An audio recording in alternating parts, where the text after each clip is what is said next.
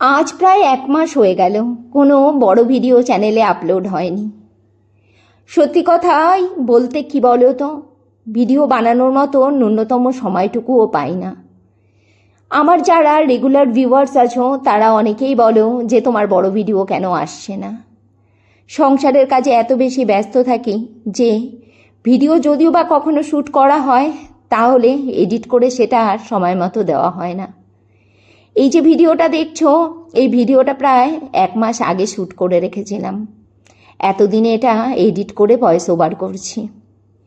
আজকের ভিডিওটি শুরু করছি এখন। ভিডিওটি কেমন লেগেছে এটি অবশ্যই কমেন্টস করে বলো, লাইক করতে একদমই ভুলো না। আজই যদি প্রথম আমার পরিবারে এসে থাকো তাহলে প্লিজ সাবস্ক্রাইব করে আমার ছোট্ট পরিবারের সদস্য হয়ে যাও। কাল স্মার্ট বাজারে গিয়েছিলাম আর ওখান থেকে আমার যে মাসের জিনিসপত্র সেগুলো সব কিনে এনেছিলাম। ওগুলো সব এখন গুছিয়ে রাখছি। অনেকে আমাকে জিজ্ঞেস করো যে স্মার্ট বাজারে কি লুজ কোনো জিনিস কিনতে পাওয়া যায়?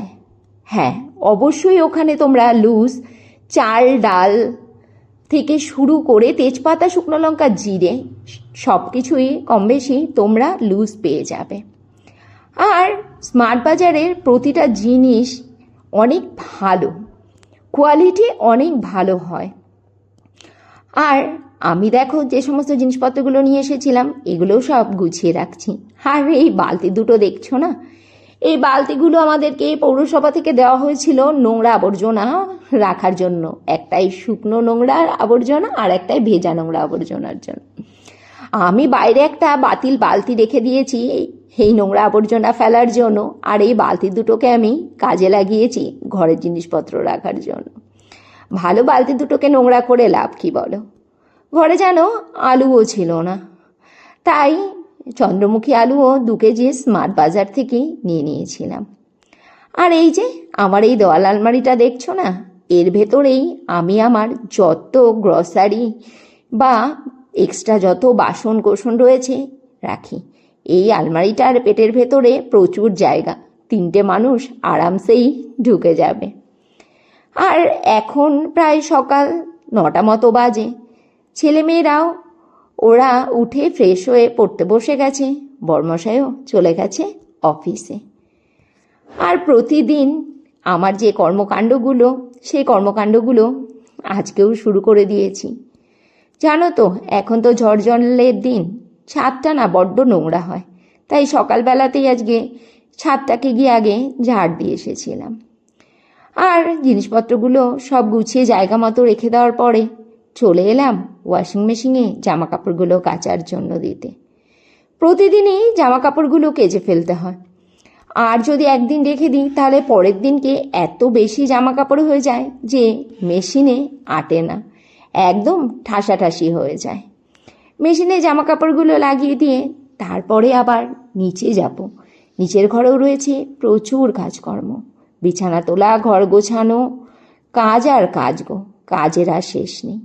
আর দেখো না, সেই যে দীঘা গেছিলাম না বেড়াতে, তার তো অনেক মিনি ব্লগ শর্টস ভিডিও তোমরা পেয়েছো, কিন্তু বড় ভিডিও আমি শ্যুটও করিনি আর দিইও নি। সেই যে ট্রলিটা বার করেছিলাম, ট্রলিটা আমি ধুয়ে দিয়েছিলাম। ট্রলিটাকেও এখন জায়গা মতো রেখে দিচ্ছি। জানো তো, আমি ট্রলির জন্য ফ্লিপকার্ট থেকে একটা ট্রলি কভার কিনেছি। ভীষণ ভালো হয়েছে ট্রলি কভারটা। আমার আবার জিনিসপত্রের বড্ড বেশি যত্ন, মনে হয় যেন জিনিসে স্ক্র্যাচ পড়ে যাবে, নষ্ট হয়ে যাবে, তাই চেষ্টা করি সব জিনিসকে খুব যত্ন করে রেখে দেওয়ার। ট্রলির যে প্লাস্টিকটা ছিল ওটা ছিঁড়ে গেছে, ওই জন্য একটা গার্বেজ ব্যাগকেই আমি কভারের মতো পেঁচিয়ে রেখে দিচ্ছি। আর যে কার্টেনের মধ্যে ট্রলিগুলো এসেছিল ওই কার্টেনটাও কিন্তু কার্টেনগুলোও আমি ফেলিনি, 2টো কার্টেনে 2টো ট্রলি ঢুকিয়ে রেখে দিই। ঢাকা টাকা দিয়ে এমন সুন্দর করে রেখে দিই, দেখে মনে হয় যেন কত মূল্যবান সম্পদ আমি রেখে দিয়েছি। 2টো খাটেরই বক্স একদম প্যাকড, খাটের মধ্যে ঢুকিয়ে রাখার আর জায়গা নেই। অগত্যাই একটা টুলের ওপরে 2টো ট্রলিকে রেখে কাপড় দিয়ে সুন্দর করে ঢেকে রেখে দিই। আমি জানো তো সব কাজকর্মকে পরিপাটি করে করতে খুব ভালোবাসি। ঘরের মধ্যে ঢুকে কেউ যেন না দেখতে পারে আমার ঘরের একটা জিনিসপত্র ওলট পালট আছে। নিপুণভাবে সংসারের কাজগুলো করি। আসলে গুছিয়ে সংসার করতে আমি খুব ভালোবাসি। আর এই যে এবার চলে এলাম নিচের ঘরে। বললাম না, কাজ যেন আর শেষ হয় না। এই যে ফ্রিজটা আমার হাইটের থেকেও উঁচু, তাই এর মাথার ওপরটা আমি পরিষ্কার করতে পারি না টুল ছাড়া বা চেয়ার ছাড়া। চেয়ারের ওপরে উঠে নিয়ে ফ্রিজের ওপরটাও একটু পরিষ্কার করে নিচ্ছি। ফ্রিজের ওপরে একটা প্লাস্টিক পেতে রাখি, প্লাস্টিকটাও আজকে ধুয়ে দেব। আর ফ্রিজটাকে ভালো করে কলিন দিয়ে পুছে দিচ্ছি। আমি ঘরের জিনিসপত্রগুলোকে মাঝে মাঝেই কলিন দিয়ে পুছে দিই, আর প্রতিদিনই এমনি শুকনো কাপড় দিয়ে পুছে দিই। ওই যে বললাম না, আমার জিনিসপত্রের খুব যত্ন গো। আমার শরীরে ব্যথা লাগুক তবুও ভালো আমার ঘরের জিনিসপত্রে যেন কোনো আঘাত বা ক্ষতি না হয়, এতটাই যত্ন করে রাখি। ঘরে সব কাজকর্ম কমপ্লিট করে চলে এলাম রান্নাঘরে। আজ বেশি কিছু একদমই করব না, আলু পটল সোয়াবিন দিয়ে তরকারি করব।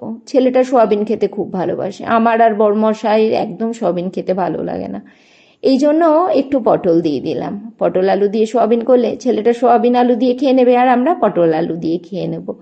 2 is 1 হ্যাঁ, দুটো রান্নাকে একসাথে করে ফেলছি।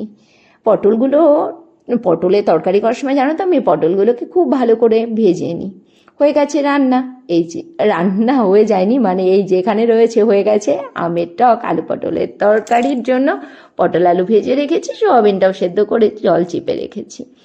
মশলাটাও ভালো করে কষে নিয়ে সেদ্ধ করে রাখা সোয়াবিনটা দিয়ে খুব ভালো করে কষে নিয়ে আলু পটলটাও দিয়ে উপর দিয়ে ভালো করে কষে গরম মশলার গুঁড়ো আর গরম জল দিয়ে ফুটিয়ে ঢাকা চাপা দিয়ে রান্না করে নেব। ছেলে খুব খুশি আজকে সোয়াবিনের তরকারি পেয়ে। আর এখন বাজে দুপুর 2:10, মাসি দিয়েছে পাট শাক ডাল দিয়ে, আর আলু পটল সোয়াবিনের তরকারি, আমের টক, ভাত, এই দিয়ে আজকে লাঞ্চটা সারবো। আচ্ছা, আর আবার ফেরত চলে এলাম। রাত্রিবেলাতে তৈরি করে নিচ্ছি আলুর পরোটা। আমার ছেলে মেয়ে আলুর পরোটা হলে আর কিচ্ছু চায় না, ওরা আলুর পরোটা সস বা দই দিয়েই খেয়ে নেয়। আগে জানো আমি আলুর পরোটা একদম ভালো তৈরি করতে পারতাম না, পুর টুর বেরিয়ে একদম বিদিকিচ্ছি অবস্থা হতো। আর এখন আমি খুব ভালো আলু পরোটা তৈরি করতে পারি। আমার ছেলে কি বলে জানো, মা তুমি একটা আলু পরোটার দোকান দাও, তুমি কিন্তু আলু পরোটা বিক্রি করে অনেক বড় লোক হয়ে যাবে আর কি। আমি এসে বলি, হ্যাঁ আমার এখন এটাই বাকি আছে, আলু পরোটার দোকান দেওয়া। চলো আজকের ব্লগটা আর কন্টিনিউ করব না, এখানেই শেষ করে দিচ্ছি। সবাই খুব ভালো থেকো, সুস্থ থেকো, সাবধানে থেকো।